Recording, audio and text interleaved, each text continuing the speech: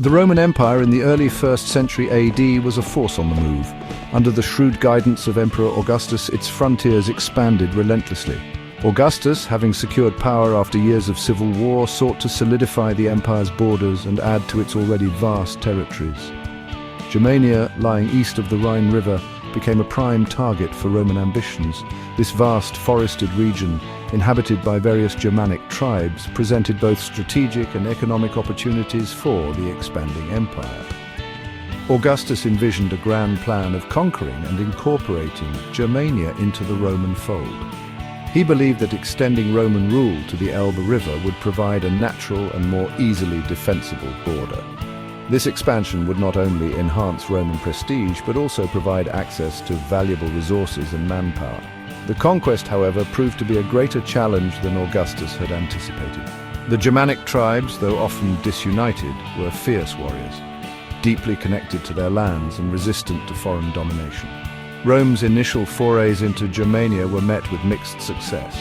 While Roman legions achieved victories, the Germanic tribes' guerrilla tactics and knowledge of the terrain proved difficult to overcome. The legions, accustomed to open battlefields, found themselves bogged down in dense forests and unfamiliar territory. The Roman advance, though initially promising, was fraught with difficulties from the outset. To enforce Roman authority in newly conquered territories, Augustus appointed Publius Quinctilius Varus as governor of Germania in 7 AD. Varus, an experienced administrator and general from a distinguished family, was tasked with consolidating Roman control and integrating the Germanic tribes into the Roman system. His approach, however, proved detrimental to Roman interests. Varus, confident in the might of Rome, governed with an iron fist. He imposed harsh Roman laws, demanded heavy taxes, and showed little understanding of or respect for the Germanic customs and traditions.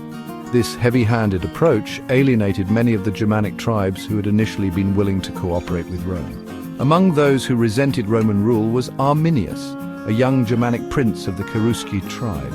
Arminius had served in the Roman army and gained Roman citizenship, learning Roman military tactics and organization firsthand. He understood Roman strengths and weaknesses, knowledge he would use to devastating effect. Secretly, Arminius harbored a burning hatred for Rome and plotted to overthrow Roman rule. In the autumn of 9 AD, Varus, accompanied by 3 Roman legions, marched through the Teutoburg Forest, lured by reports of a local uprising. Arminius, feigning loyalty to Rome, convinced Varus to take a longer route through the forest, promising a swift end to the rebellion. This was a deception, a carefully orchestrated trap. As the Roman column snaked its way through the dense forest, the legions stretched thin and vulnerable. The terrain was treacherous, the weather turning against them. Rain hampered their movements, and the dense foliage provided ample cover for the Germanic warriors massing unseen in the surrounding woods. Arminius, having bided his time, chose this moment to strike. With a deafening roar, the Germanic warriors, armed with swords, spears, and axes, descended upon the unsuspecting Romans. The attack was swift and brutal, a chaotic melee erupting in the heart of the forest. The Roman legions, caught off guard and hampered by the terrain, found themselves fighting for their lives. A disaster unfolds, the Legions Annihilated. The Battle of the Teutoburg Forest raged for 3 days. The Roman legions, though renowned for their discipline and training, were overwhelmed by the ferocity of the Germanic attack and the cunning of Arminius' strategy. The dense forest negated the Roman advantage in open warfare, their formations broken and their tactics useless. Trapped and surrounded, the Roman legions fought bravely but desperately. The Germanic warriors, fighting for their freedom and fueled by years of resentment, pressed their attack relentlessly. One by one, the Roman standards fell, each fallen eagle a testament to the growing Germanic victory. The Roman defeat was total. Varus, facing utter defeat and the loss of his legions, took his own life rather than be captured. His death, a symbol of Roman humiliation, sent shockwaves through the empire.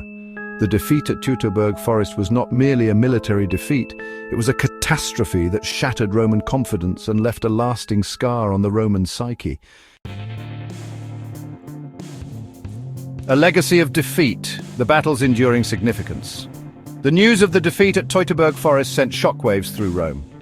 Augustus, upon hearing the news, was said to have cried out, "Quintilius Varus, give me back my legions!" The defeat marked a turning point in Roman expansion. Augustus, shaken by the scale of the disaster, abandoned his plans to conquer Germania.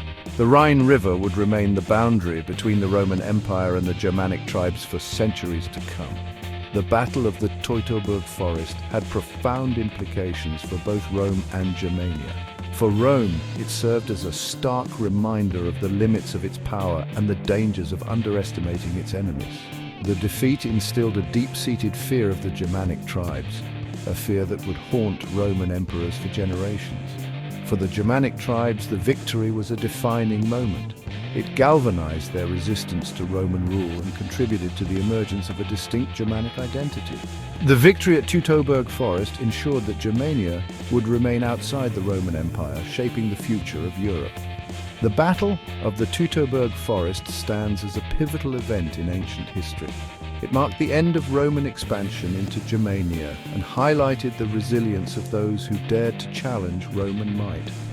The battle's legacy continues to resonate, a stark reminder of the unpredictable nature of history and the enduring power of resistance. If you enjoyed this story, please like and subscribe to emgotvhistory Warfare for more tales of history and warfare.